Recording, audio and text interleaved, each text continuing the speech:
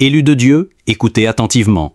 Que feriez-vous si je vous disais qu'en ce moment précis, ce 28 août 2025 à 19h26 WOMAT, le ciel a réécrit votre destinée et modifié votre titre dans le livre de vie? Ce n'est pas une métaphore, ce n'est pas une exagération, c'est une réalité divine.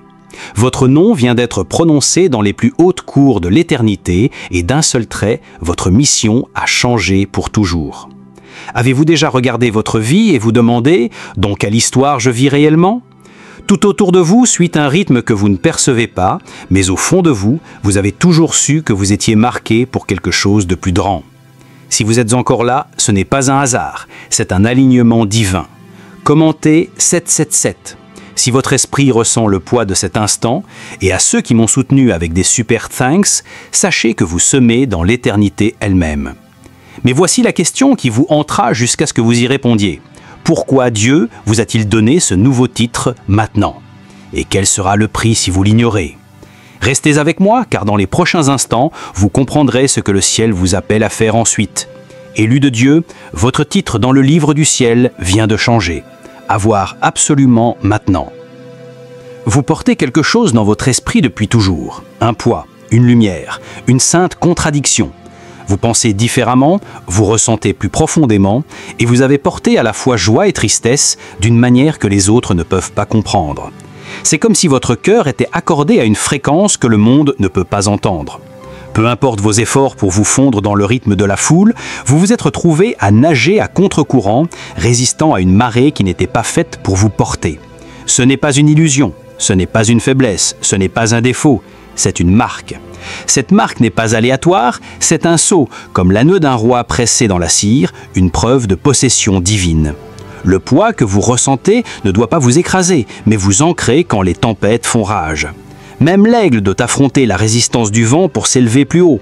Jérémie 1,5 le confirme. « Avant de te former dans le sein de ta mère, je te connaissais, avant que tu viennes au jour, je t'ai consacré. » Vous n'êtes pas une erreur dans le système, vous êtes la preuve vivante que le système lui-même est brisé.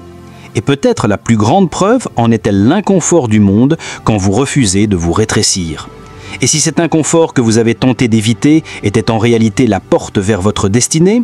Certains naissent pour répéter le passé, d'autres pour briser les moules et faire naître quelque chose que la Terre n'a jamais vu.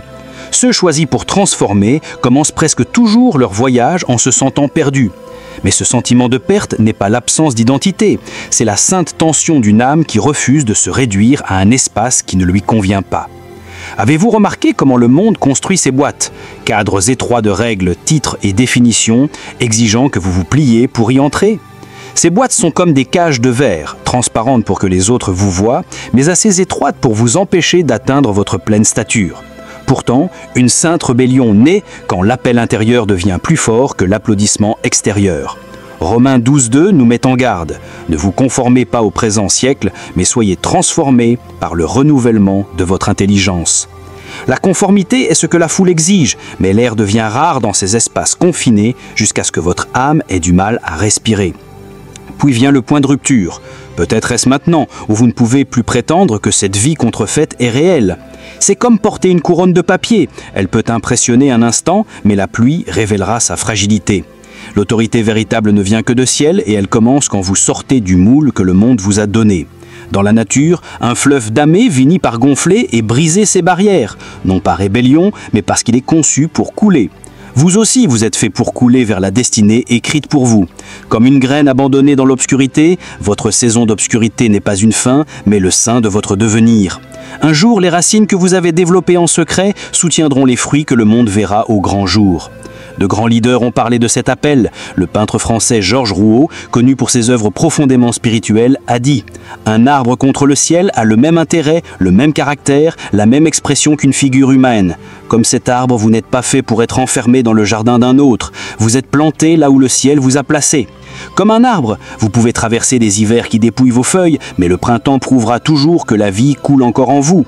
Mais chaque appel attire une opposition. L'histoire nous raconte Hérode Agrippa I, un dirigeant intoxiqué par le pouvoir qui tenta de silencier les apôtres et d'écraser l'Église naissante. Sa chute fut soudaine comme Acte 12.3 le rapporte. Sur le champ, un ange du Seigneur le frappa parce qu'il n'avait pas donné gloire à Dieu. Les plans de l'ennemi peuvent se dresser contre vous, mais ils ne prévaudront pas quand Dieu a ordonné vos pas. Il y aura des saisons où vous sentirez marcher dans un frou, incertain de la direction. Psaume 119, 105 déclare « Ta parole est une lampe à mes pieds, une lumière sur mon sentier. Même dans l'ombre, vos pas sont guidés. » Parfois, cette lumière ne révèle qu'un pas à la fois par le chemin entier, mais c'est suffisant. Comme un capitaine naviguant de nuit, vous fiez à la lumière donnée, confiant que la côte invisible apparaîtra. Vous avez été envoyé pour quelque chose de plus grand, sans manuel, sans titre terrestre qui puisse le définir pleinement. Pensez-y comme à un plan architectural dans les archives du ciel, où votre nom est gravé à côté d'un dessin qu'aucune autre âme ne peut accomplir. Le monde peut vous attribuer des titres, mais le ciel vous donne un but, éternel, comme la mélodie que votre esprit fredonne depuis avant votre premier souffle. Quand le ciel change votre titre, le changement n'est pas subtil. C'est comme dans une symphonie où le chef d'orchestre lève sa baguette et la musique enfle dans un nouveau mouvement. Allez-vous entrer dans ce mouvement ou rester silencieux tandis que la chanson de votre destinée joue sans vous? Chaque hésitation est une note non jouée, mais chaque acte de foi est un crescendo dans la partition du ciel. Le parcours de Christ sur terre nous le rappelle. Son titre de charpentier fut remplacé par un nom au-dessus de tout nom, non par confort, mais par la croix. Philippiens 2,9 déclare « C'est pourquoi Dieu l'a souverainement élevé et lui a donné le nom qui est au-dessus de tout nom. » Cette transition n'était pas qu'une promotion, c'était l'accomplissement d'une prophétie, le sceau de l'autorité du ciel sur terre. Et si cela lui fut demandé, devons-nous attendre un parcours moins exigeant ? C'est votre moment de vous lever et de vous tenir dans l'autorité que le ciel a prononcée sur vous. Les étiquettes contrefaites tombent, les portes que vous pensiez verrouillées s'ouvrent grand, et le titre écrit sur votre vie dans le livre du ciel vous appelle à avancer. Levez-vous, avancez, parlez. Celui qui vous appelle est fidèle et sa main est sur vous. Quand vous avancez, le ciel ne se contente pas d'applaudir, il réarrange la terre pour faire place à ce que vous portez. Il y a une sagesse à l'œuvre dans votre vie qui aucun esprit humain ne pourrait écrire. Une main invisible arrange les moments, les retards, même les détours. Elle agit comme un courant océanique profond, invisible sur la surface, mais assez puissant pour porter des continents de destinée.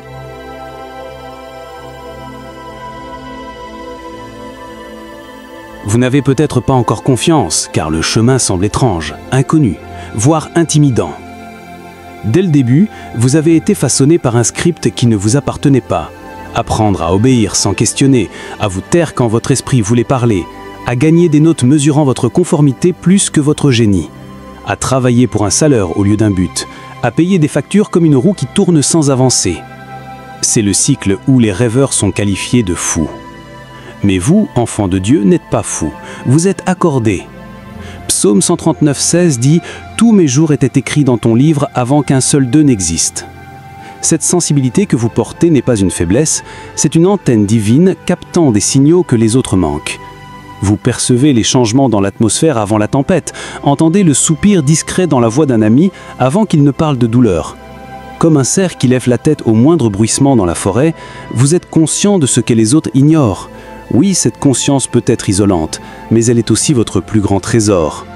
Et si cet isolement n'était pas une punition, mais une préparation? Le fait que vous soyez ici, que ces mots vous touchent, est une preuve que quelque chose en vous s'éveille. C'est comme si la graine enfouie depuis longtemps dans le sol sombre de votre esprit commençait à se fissurer. Quelque chose en vous en a fini de prétendre que tout va bien quand ce n'est pas le cas. Cet inconfort n'est pas une raison de désespérer, c'est la preuve que votre saison de transformation est proche. Et si ce trouble dans votre cœur refuse de s'éteindre, ne pourrait-il pas être le ciel qui appelle votre nom? Il existe une exhaustion que personne ne voit. Vous dormez, mais votre esprit court des marathons la nuit. Vous restez immobile, mais votre cœur bat sous des fardeaux non exprimés. Votre corps continue, mais votre âme semble usée, comme un parchemin ancien qui s'effrite au bord. De l'extérieur, votre vie peut sembler stable. Un abri, de la nourriture, peut-être un travail régulier. Mais au fond, quelque chose est désaligné. Comme pousser un rocher en montée avec vos épaules nues. C'est la fatigue de vivre une vie qui ne vous était pas destinée.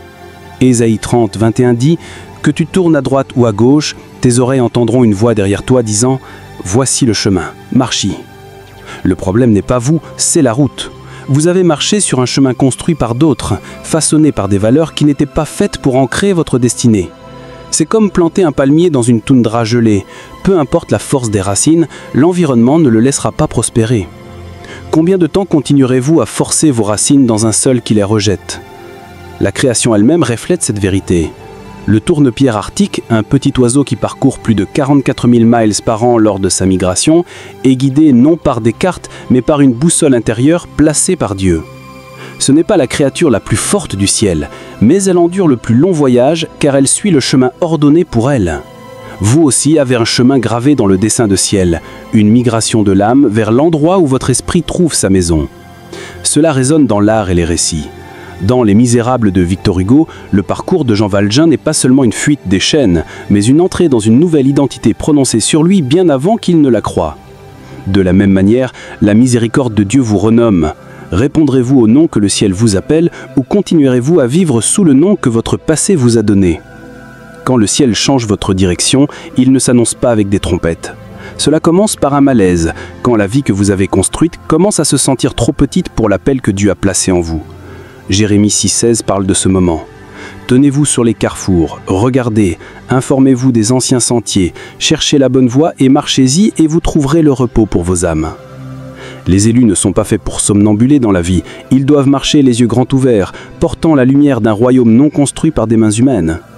Quittez donc la route tracée pour un autre, secouez la poussière de vos pieds et fixez votre regard vers l'horizon que le ciel a préparé. La latitude s'effacera quand vos pas trouveront le chemin qui correspond à votre appel. Votre esprit respirera de nouveau quand vous cesserez de traîner votre destinée dans un sol où elle n'était pas destinée à croître. Car celui qui vous a appelé est fidèle et il achèvera ce qu'il a commencé en vous. Cet appel ne vient pas toujours avec fanfare. Parfois, il se manifeste comme un malaise, comme si votre âme murmurait sous le bruit « Vois-moi, je suis là ». J'étouffe dans une routine qui me démonte pièce par pièce. Vous savez qu'il y a plus qu'un emploi du temps soigneusement mesuré, plus qu'une séquence ordonnée d'école, de travail, de factures et de résignation silencieuse. Vous l'avez connu depuis l'enfance, quand vous sentiez les limites d'un monde bien plus vaste que celui que vous pouviez toucher. C'était comme standing au pied d'une cathédrale, percevant l'immensité de son plafond voûté bien avant de le voir. Ce sentiment ne vous a jamais quitté.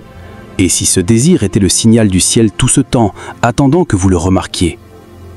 Les pas que vous avez faits étaient les bons, selon les standards du monde, des notes, un emploi, des engagements tenus. Mais votre esprit refuse la captivité. Galates 5.1 nous rappelle « C'est pour la liberté que Christ nous a affranchis. Tenez ferme donc et ne vous laissez pas remettre sous un joug de servitude. » Cette servitude n'est pas de chaîne de fer, mais d'un conditionnement subtil qui récompense la conformité et punit la sainte rébellion. Et si la vraie prison était une vie qui semble sûre mais vide votre âme en silence? Vous ne pouvez plus prétendre être né pour une vie automatique, un passage des jours. Le masque que vous portez devient plus lourd comme un tablier de plomb pesant sur vos côtes.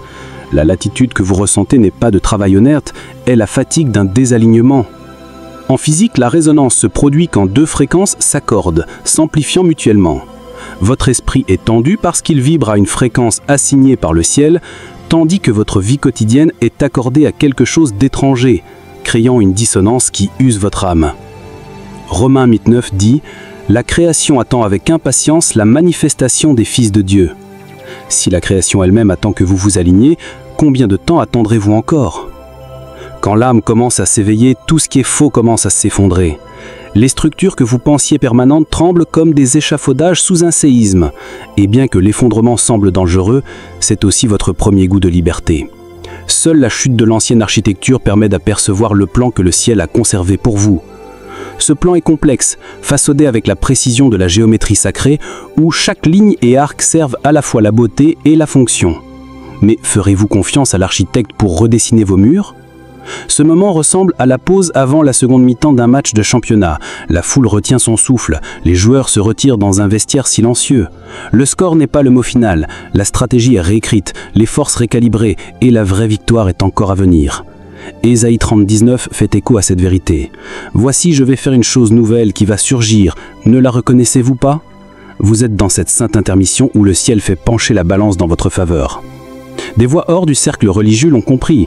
L'architecte italien Renzo Piano, célèbre pour ses structures mêlant lumière, air, espace, a dit « L'architecture est un geste, pas seulement un bâtiment, mais la preuve d'un moment dans le temps. » Votre vie est cette preuve.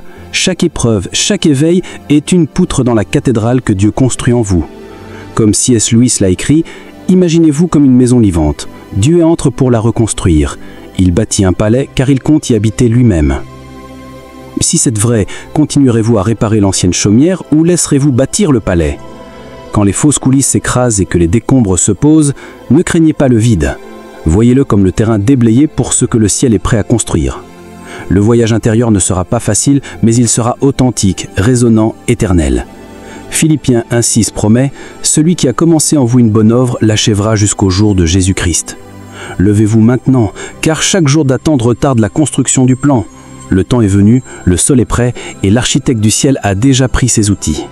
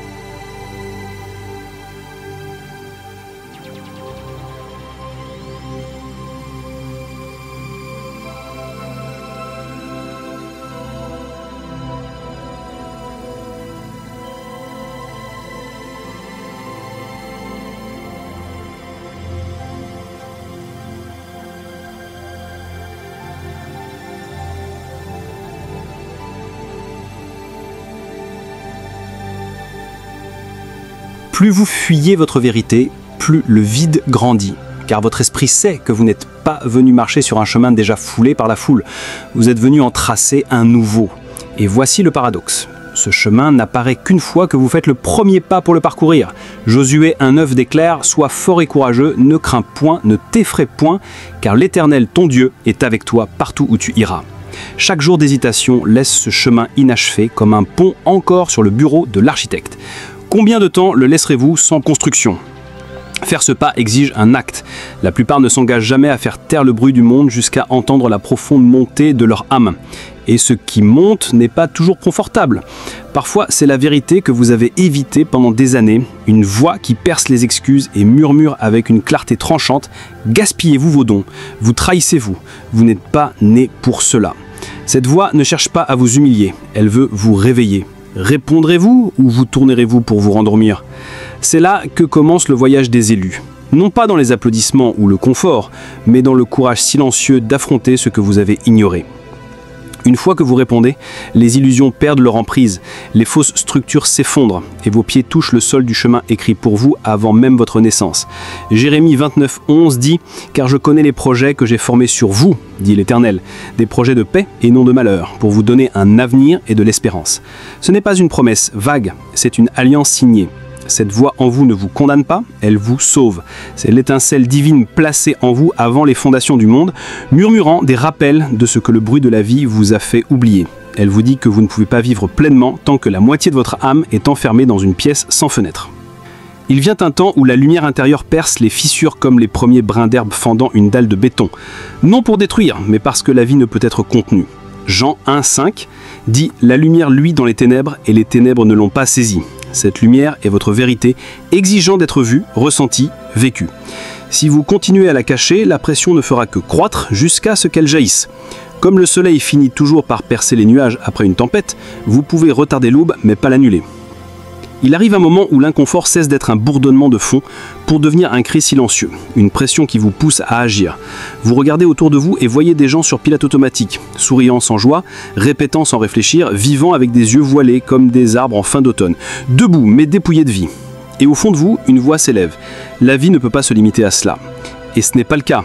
Cette voix est le ciel vous disant que vous n'êtes pas venu être une nombre de plus dans la foule. Plus vous essayez de vous fondre, plus vous vous sentirez déplacé, comme un fleuve forcé à l'immobilité, ses eaux stagnantes au lieu de couler vers la mer. Un jour, l'acharnement de ne pas vivre dépassera la peur d'entrer dans votre appel. Vous n'êtes pas fait pour vous conformer, vous êtes fait pour vous éveiller. L'éveil n'est pas une figure poétique, c'est une mission brutale et perturbative. C'est le moment où la graine se fend sous terre, sa tige fragile s'étirant en défiant le poids du sol. Romains 13,11 dit « Il est grand temps de vous éveiller de votre sommeil, car notre salut est plus près maintenant qu'au moment où nous avons cru. » Cet éveil n'est pas doux, il vous secoue, il vous déstabilise. Car s'éveiller, c'est affronter ce que vous avez évité pendant des années. Il dépouille les illusions et vous appelle dans l'inconnu, comme un marin quittant la sécurité du port pour de nouvelles terres. Les vagues vous testeront, mais elles vous rapprocheront aussi de votre vrai horizon. La nature témoigne de cette vérité. Le pavot arctique survit dans les climats les plus froids en tournant sa fleur pour suivre le soleil malgré les vents glacés et le sol stérile. Vous aussi, vous devez vous tourner vers la lumière pour fleurir là où d'autres croient qu'il ne peut rien pousser. Comme les rivières qui sculptent des vallées sur des siècles en refusant de s'arrêter, votre appel façonnera le paysage de votre vie si vous ne cessez pas d'avancer. Même les séquoias géants, qui dominent pendant des siècles, ont commencé comme de petites graines refusant de céder au poids de la terre. Dans la pièce médiévale Everyman, le protagoniste réalise que ni sa possession, ni sa beauté, ni sa force ne peuvent le suivre après la mort, sauf ses bonnes actions. Cet vieil avertissement reflète votre vérité actuelle. Ce que vous portez dans votre âme compte bien plus que les applaudissements que vous récoltez ici. Marc 8,36 demande « Que sert-il à un homme de gagner le monde entier s'il perd son âme ?» Si c'est vrai, qu'y a-t-il dans votre vie aujourd'hui qui vaille le coup d'être emporté dans l'éternité? Et qu'allez-vous enfin poser? Chaque masque que vous portez retarde l'intimité que Dieu désire avec vous. Chaque pas vers votre vrai moi vous rapproche de la vie où votre âme peut respirer à nouveau. Vous n'êtes pas né pour préserver ce qui est, vous êtes né pour questionner, secouer ce qui dort. Oui, cela troublera les autres, car votre éveil sera un miroir qu'ils ne voudront peut-être pas regarder. Cela vous troublera aussi, car s'éveiller, c'est affronter ce que vous avez évité pendant des années. Il dépouille les illusions et vous appelle dans l'inconnu, comme un marin quittant la sécurité du port pour de nouvelles terres. Les vagues vous testeront, mais elles vous rapprocheront aussi de votre vrai horizon. La nature témoigne de cette vérité. Le pavot arctique survit dans les climats les plus froids en tournant sa fleur pour suivre le soleil malgré les vents glacés et le sol stérile. Vous aussi, vous devez vous tourner vers la lumière pour fleurir là où d'autres croient qu'il ne peut rien pousser. Comme les rivières qui sculptent des vallées sur des siècles en refusant de s'arrêter, votre appel façonnera le paysage de votre vie si vous ne cessez pas d'avancer. Même les séquoias géants, qui dominent pendant des siècles, ont commencé comme de petites graines refusant de céder au poids de la terre. Dans la pièce médiévale Everyman, le protagoniste réalise que ni sa possession, ni sa beauté, ni sa force ne peuvent le suivre après la mort, sauf ses bonnes actions. Cet vieil avertissement reflète votre vérité actuelle. Ce que vous portez dans votre âme compte bien plus que les applaudissements que vous récoltez ici. Marc 8,36 demande « Que sert-il à un homme de gagner le monde entier s'il perd son âme ?» Si c'est vrai, qu'y a-t-il dans votre vie aujourd'hui qui vaille le coup d'être emporté dans l'éternité? Et qu'allez-vous enfin poser? Chaque masque que vous portez retarde l'intimité que Dieu désire avec vous. Chaque pas vers votre vrai moi vous rapproche de la vie où votre âme peut respirer à nouveau. Vous n'êtes pas né pour préserver ce qui est, vous êtes né pour questionner, secouer ce qui dort. Oui, cela troublera les autres, car votre éveil sera un miroir qu'ils ne voudront peut-être pas regarder. Cela vous troublera aussi, car s'éveiller, c'est affronter ce que vous avez évité pendant des années. Il dépouille les illusions et vous appelle dans l'inconnu, comme un marin quittant la sécurité du port pour de nouvelles terres. Les vagues vous testeront, mais elles vous rapprocheront aussi de votre vrai horizon. La nature témoigne de cette vérité. Le pavot arctique survit dans les climats les plus froids en tournant sa fleur pour suivre le soleil malgré les vents glacés et le sol stérile. Vous aussi, vous devez vous tourner vers la lumière pour fleurir là où d'autres croient qu'il ne peut rien pousser. Comme les rivières qui sculptent des vallées sur des siècles en refusant de s'arrêter, votre appel façonnera le paysage de votre vie si vous ne cessez pas d'avancer. Même les séquoias géants, qui dominent pendant des siècles, ont commencé comme de petites graines refusant de céder au poids de la terre. Dans la pièce médiévale Everyman, le protagoniste réalise que ni sa possession, ni sa beauté, ni sa force ne peuvent le suivre après la mort, sauf ses bonnes actions. Cette vieille avertissement reflète votre vérité actuelle. Ce que vous portez dans votre âme compte bien plus que les applaudissements que vous récoltez ici. Marc 8, 36 demande « Que sert-il à un homme de gagner le monde entier s'il perd son âme ?» Si c'est vrai, qu'y a-t-il dans votre vie aujourd'hui qui vaille le coup d'être remporté dans l'éternité? Et qu'allez-vous enfin poser? Chaque masque que vous portez retarde l'intimité que Dieu désire avec vous. Chaque pas vers votre vrai moi vous rapproche de la vie où votre âme peut respirer à nouveau. Vous n'êtes pas né pour préserver ce qui est, vous êtes né pour questionner, secouer ce qui dort. Oui, cela troublera les autres, car votre éveil sera un miroir qu'ils ne voudront peut-être pas regarder. Cela vous troublera aussi, car s'éveiller, c'est affronter ce que vous avez évité pendant des années. Il dépouille les illusions et vous appelle dans l'inconnu, comme un marin quittant la sécurité du port pour de nouvelles terres. Les vagues vous testeront, mais elles vous rapprocheront aussi de votre vrai horizon. La nature témoigne de cette vérité. Le pavot arctique survit dans les climats les plus froids en tournant sa fleur pour suivre le soleil malgré les vents glacés et le sol stérile. Vous aussi, vous devez vous tourner vers la lumière pour fleurir là où d'autres croient qu'il ne peut rien pousser. Comme les rivières qui sculptent des vallées sur des siècles en refusant de s'arrêter, votre appel façonnera le paysage de votre vie si vous ne cessez pas d'avancer. Même les séquoias géants, qui dominent pendant des siècles, ont commencé comme de petites graines refusant de céder au poids de la terre. Dans la pièce médiévale Everyman, le protagoniste réalise que ni sa possession, ni sa beauté, ni sa force ne peuvent le suivre après la mort, sauf ses bonnes actions. Cette vieille avertissement reflète votre vérité actuelle. Ce que vous portez dans votre âme compte bien plus que les applaudissements que vous récoltez ici. Marc 8, 36 demande « Que sert-il à un homme de gagner le monde entier s'il perd son âme ?» Si c'est vrai, qu'y a-t-il dans votre vie aujourd'hui qui vaille le coup d'être remporté dans l'éternité? Et qu'allez-vous enfin poser? Chaque masque que vous portez retarde l'intimité que Dieu désire avec vous. Chaque pas vers votre vrai moi vous rapproche de la vie où votre âme peut respirer à nouveau. Vous n'êtes pas né pour préserver ce qui est, vous êtes né pour questionner, secouer ce qui dort. Oui, cela troublera les autres, car votre éveil sera un miroir qu'ils ne voudront peut-être pas regarder. Cela vous troublera aussi, car s'éveiller, c'est affronter ce que vous avez évité pendant des années. Il dépouille les illusions et vous appelle dans l'inconnu, comme un marin quittant la sécurité du port pour de nouvelles terres. Les vagues vous testeront, mais elles vous rapprocheront aussi de votre vrai horizon. La nature témoigne de cette vérité. Le pavot arctique survit dans les climats les plus froids en tournant sa fleur pour suivre le soleil malgré les vents glacés et le sol stérile. Vous aussi, vous devez vous tourner vers la lumière pour fleurir là où d'autres croient qu'il ne peut rien pousser. Comme les rivières qui sculptent des vallées sur des siècles en refusant de s'arrêter, votre appel façonnera le paysage de votre vie si vous ne cessez pas d'avancer. Même les séquoias géants, qui dominent pendant des siècles, ont commencé comme de petites graines refusant de céder au poids de la terre. Dans la pièce médiévale Everyman, le protagoniste réalise que ni sa possession, ni sa beauté, ni sa force ne peuvent le suivre après la mort, sauf ses bonnes actions. Cette vieille avertissement reflète votre vérité actuelle. Ce que vous portez dans votre âme compte bien plus que les applaudissements que vous récoltez ici. Marc 8, 36 demande « Que sert-il à un homme de gagner le monde entier s'il perd son âme ?» Si c'est vrai, qu'y a-t-il dans votre vie aujourd'hui qui vaille le coup d'être remporté dans l'éternité? Et qu'allez-vous enfin poser? Chaque masque que vous portez retarde l'intimité que Dieu désire avec vous. Chaque pas vers votre vrai moi vous rapproche de la vie où votre âme peut respirer à nouveau.